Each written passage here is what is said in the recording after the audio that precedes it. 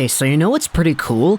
Yesterday, something weird and peculiar happened. Yesterday, I actually turned on my TV and I saw the Canadiens facing the Blues. I clicked it and I realized that there was no regional blackout. Yes, the game was on Sportsnet 360 instead of the regular TSN2 that it ends up being here in Vancouver, which for some reason means that I was able to watch yesterday's game. Not in its entirety and not in absolute full detail. I was kind of just having it on in the background while I was recording other videos. But either way, I still kind of got the gist of a few of the storylines and some of the spectacular goals that we had seen.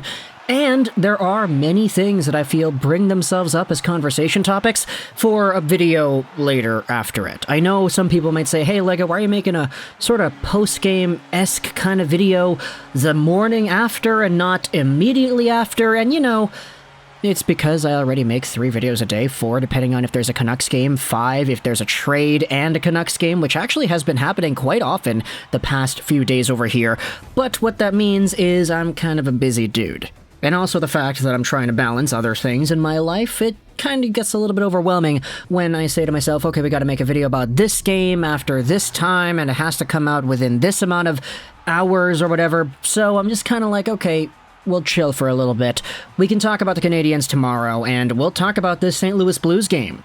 Because when it comes to what we had seen, hey, guess what? Some of the Canadiens that you want to see go out there and succeed ended up succeeding in the best way possible. In particular, we're talking about the main 2 guys on the team, Suzuki and Caufield. We're talking about their brand new line mate, Kirby Dach. We're talking about Juraj Slafkovsky. We're talking about Christian Dvorak. And the team as a whole going out there and winning against the Blues 7-4. Now, it wasn't really all sunshine and rainbows for the Canadiens. They were actually down 3-1 at one point in the second period. Halfway through the game, actually, it was about 3-1, I believe.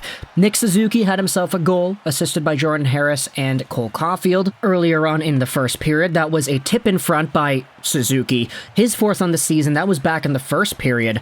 But around the halfway mark of the second is when I started watching the game, because I didn't realize that I had it available to me until I was scrolling through my television set. But this is where things get fun. And it starts with Nick Suzuki dashing down the right wing. He throws it over to Kirby Dach, who is cutting towards the net. Dach kind of lost a handle on it, so Suzuki picks it back up. He falls down as he tries to play it in front. It goes off the end boards, back out to the opposite side, and none other than Cole freaking Caufield is right there to bury it halfway through the game and bring the Canadiens within 1. That's his 6th on the season, and Nick Suzuki has his 5th assist on the season too. Give it just 3 minutes later, and on the power play, guess who it is? It's Juraj Slafkovsky, who receives the puck on the right side. He one-time bombs it towards the goal, and he snipes it. This is his first game back in the lineup. By the way, we're going to make another video talking about Shane Wright later in the day. It's going to go over everything that's been happening with him, and yeah, long story short, it's been really bad. So you can tune in to the channel at 3 p.m. PST, I think, that's when the video is going to be uploaded, to hear my thoughts about Shane Wright and just kind of summarize everything that's been going on over there. But Juraj Slafkovsky has been doing a lot better than Wright, primarily because of deployment. Of course, Wright averaging 6 minutes of time on ice per game isn't really ideal, but Slafkovsky, hey, he got 10 minutes yesterday, and he made the most of it with a power play goal in that second period, tying things up with the Blues. Then, on another power play, guess what it is? It's Cole Caufield yet again. This was a beautiful play by Nick Suzuki, who takes the puck on the right side. He is inching towards the net, shimmy-shammering his way right in front. He's holding it on the far forehand. All the goalie, they're focused on the shot, but Suzuki is saying, nah, man, I'm going across crease right to Cole Caufield, who picks the puck up and he sweeps it forward up high over the goaltender, and the Canadiens have the lead. Caufield with 2 goals in this game, Kirby Dach and Nick Suzuki each assisting on the Caufield goals. Of course, we know that the earlier goal scored by Suzuki was assisted by Caufield as well. And then in the third period, things get really crazy because Christian Dvorak scores a hat trick. Who thought that this guy was going to be able to go out there and score a hat trick? One of them, the first goal that he scored, I believe, is a terrible goal. He throws it out in front and it goes off of the St. Louis Blues defender, I believe it's Nick Leddy, and in. Literally, like 40 seconds later, it's Josh Anderson at the point who takes a long freaking shot. And I say the point, he's like right there at the blue line, and it's tipped in by Christian Dvorak. 2 goals in the span of about 40 seconds here, and then he gets the empty netter at the end, assisted by none other than Sean Monahan and Jake Allen, who dumped the puck around the boards before the goal eventually went in. But yesterday's game for Montreal was so awesome that I felt like we needed to talk about just the guys that are putting themselves on the map. Cole Caufield with 2 goals and an assist, Nick Suzuki a goal and 2 assists, Christian Dvorak, of course, with the hat trick, Kirby Dach ends up getting himself a 2-assist night, so very nice to see him slowly creeping up there on the Canadiens' total score sheet. And when you go over to the NHL and you see who's producing points in this league, Cole Caufield is literally tied for second in the league in total goals with his 7 goals in 9 games played. Now, we know he's got 3 assists. We'd probably like to see him get a little bit more, but at the same time, you can't really complain for a guy who's tied with David Pastrnak, Valeri Nichushkin, Andrei Svechnikov, and Steven Stamkos for second in the league behind Connor McDavid. That's pretty cool. I don't know about you. For total points, it's a little bit further down. Caufield and Suzuki both have 10 points on the season, which is good enough for a big tie for 13th. They're tied with Velarde, Kaprizov, Tkachuk, Dahlin, Kubalik, Tkachuk. Both Tkachuks, actually. Yeah, that's kind of funny. And Drake Batherson and Kevin Hayes are also there, too. Nice to see Kevin Hayes, by the way, reviving his career in that way. But you also see the other guys that are getting on the board here. Kirby Dach's got 5 points. Josh Anderson's got 5 points. Monahan at 6.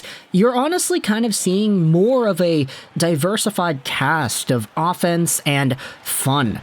It's really fun to see how everything's been working out, because just watching the team score goals and really get their mojo going, it's really starting to put some doubt in my mind that says that, hey, the Canadiens were supposed to be a Bedard contender, you know? Like, they were supposed to be bottom of the league, bad, terrible. They took on Monahan for a first-round pick.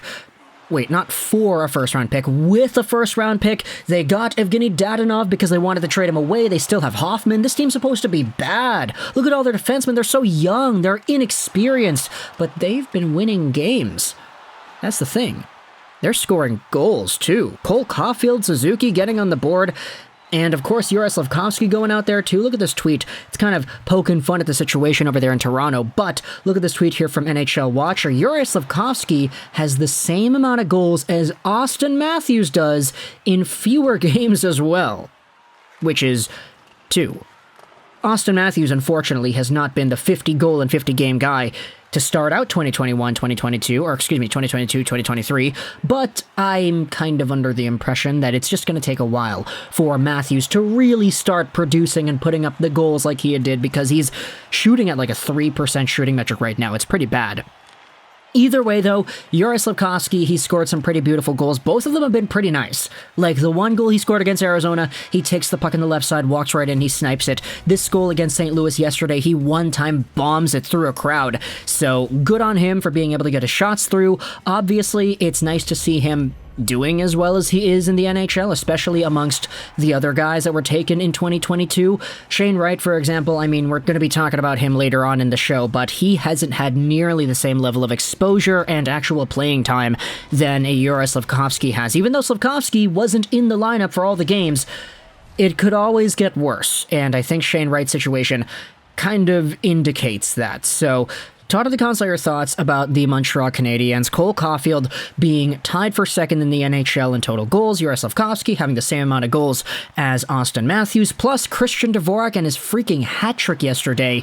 Montreal takes out the Blues, and we have ourselves a fun game to discuss next morning. Let me know your thoughts in the comment section below. I hope you enjoyed this Juraj Slafkovsky 9, and bye.